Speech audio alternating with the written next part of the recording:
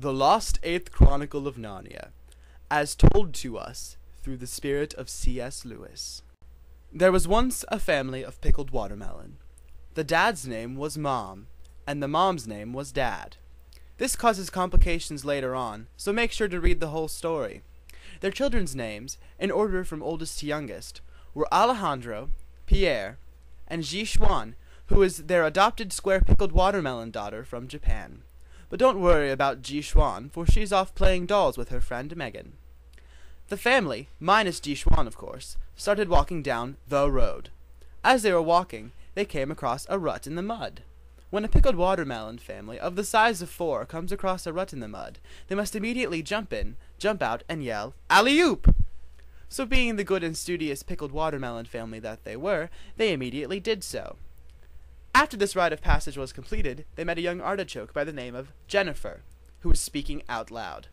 What she said has been lost to the winds of history, because, as pickled watermelon have no ears, they continued walking as if there was a one-day-only sale at Macy's that lasted 2 whole days.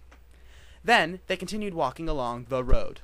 They came across another rut in the mud, jumped in, jumped out, and yelled alley-oop.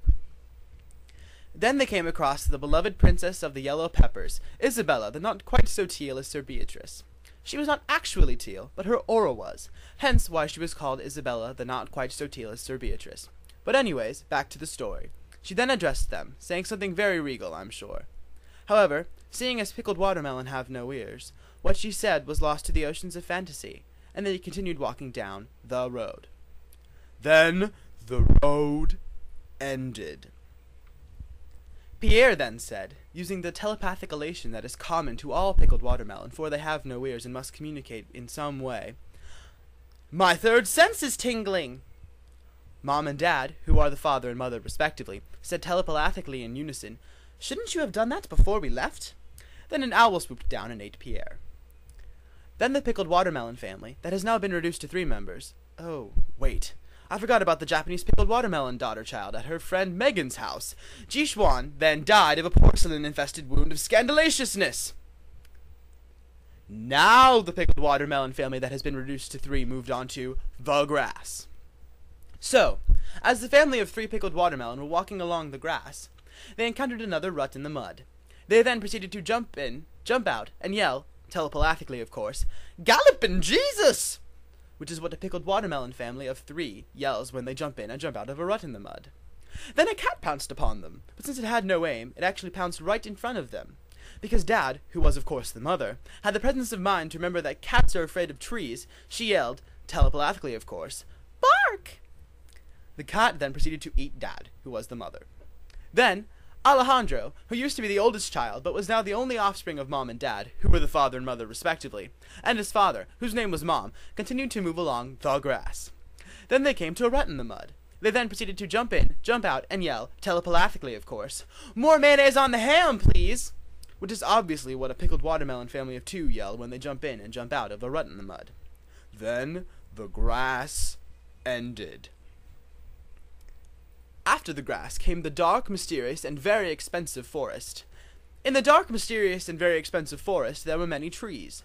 One of the trees then spoke to the pickled watermelon family of 2, telepathically of course, for trees also have no mouths, and while waving its arms said, "I am Jamalafa, the guardian of the dark, mysterious, and very expensive forest, and I demand a sacrifice for you to pass through." Alejandro then said, telepathically of course, "Jamalafa, guardian of the dark, mysterious, and very expensive forest, you may take Mom, who is in fact my father, so that I may pass."